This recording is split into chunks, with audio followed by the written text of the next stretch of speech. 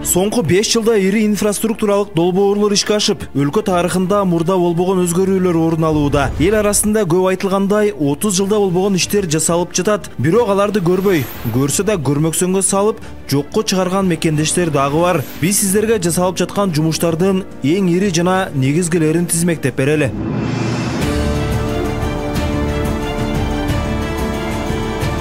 Экономика өсүп жатат. 10 айдын жыйынты боюнча ички дүң продукциянын көлөмү 1,5 триллионго чукулдап, бюджет 1 триллион сомдон ашат деп күтүлүүдө. Мугалимдердин, дарыгерлердин, укук коргоо органдарынын кызматкерлеринин айлык акылары жогорулады. Пенсия, жөлөк пул көбөйдү. Учурда пенсиянын эң аз суммасы 7100 сом. Калк турмушун жакшыртууга аракет көрүлүп, социалдык келишим программасы аркылуу үй бүлөлөргө 150 000 сомдон берилүүдө. Эми ушуну кантип көрбөйбүз? Коррупцияга каршы аеосуз күрөш жүрүп, мамлекеттик активдерди, мүлктөрдү жана каражаттарды мамлекетке кайтаруу боюнча олуттуу иштер жүргүзүлдү. 200 миллиард сом жана 1000ден ашык мүлк мамлекетке кайтарылды. Өлкөдө уюшкан кылмыштуу топторго жана бандиттик системага каршы чечкиндүү күрөш жүргүзүлдү. Коомдо тартип орноп, кылмыштуулуктун деңгээли кескин төмөндөдү.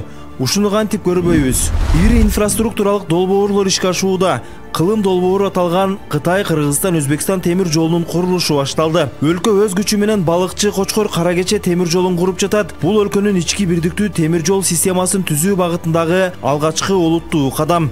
1860 мегаватт кубаттуулуктагы Камбар-Ата 1 ГЭСинин курулушу энергетикалык көз карансыздыкты камсыздап, өлкө экономикасын чыңдайт. 2021 жылдан бери 24 чакан ГЭС пайдаланууга берилип, дагы курулууда. Ушуну кантип көрбөйбүз?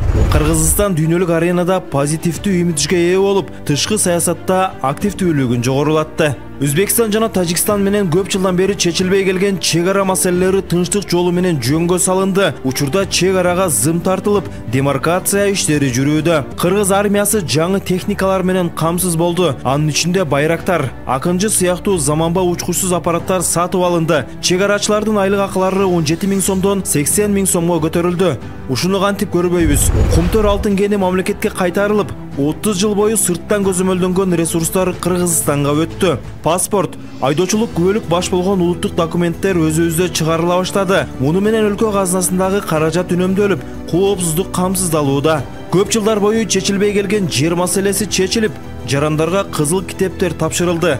Ушуну кантип байкабайбыз? Жарандардын жашоо шарттарын жакшыртуу максатында ипотекалык турак жай программалары ишке ашып, өлкө боюнча 70 000ге жакын ипотекалык батир курулууда. 5 жыл аралыгында жүздөгөн мектеп, бала бакчалар, ооруканалар жана маданий жайлар курулду. Борбор Азиядагы эң ири стадион Кыргызстанда курулууда. Эми ушуну кантип көрбөйбүз? Мык чыгара албайт деген Кыргызстан курулуш материалдарын чыгарып, унаа чогултуп жатат. Жыл сайын өлкөдө 100дөн ашык жаңы ишканалар ачылып, жумуш орундары түзүлүүдө. Кошуна өлкөлөрдө жок заводдор алгачкылардан болуп Кыргызстанда курулуп, жакында ачылат. Муну кантип көрбөй коебуз? Караколдо эл аралык стандарттагы аэропорт пайдаланууга берилип, аймактык аэропорттордун бардыгы оңдолуп, аба дарбазасын ачты. Мамлекеттик Асман Airlines авиакомпаниясы ачылып, жаңы учактарды сатып алды. Өлкөнүн бардык аймагына самолет менен каттоого шарт түзүлдү. Ушуну кантип байкабайбыз? Президент Садыр Жапаровдун колдоосу менен Кыргызстанда бөйрөк жана боор алмаштыруу операциялары ишке ашырыла баштады. Мурда бул операциялар кымбатка туруп, бейтаптар чет өлкөгө кайрылууга аргасыз болсо, азыр ал өлкө ичинде жеткиликтүү болуп, чыгымдары мамлекет тарабынан каржыланууда. Акыркы жылдардагы өзгөрүүлөр, ар тармактагы көрүнүктүү ийгиликтер президент жана анын командасынын тынымсыз аракетинин натыйжасы. Белгилей кетсек, биз айткандар аткарылган ири иштердин гана тизмеси.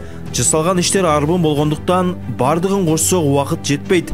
Эми сиздерге суроо, бул иштерди кантип көрбөй коебуз?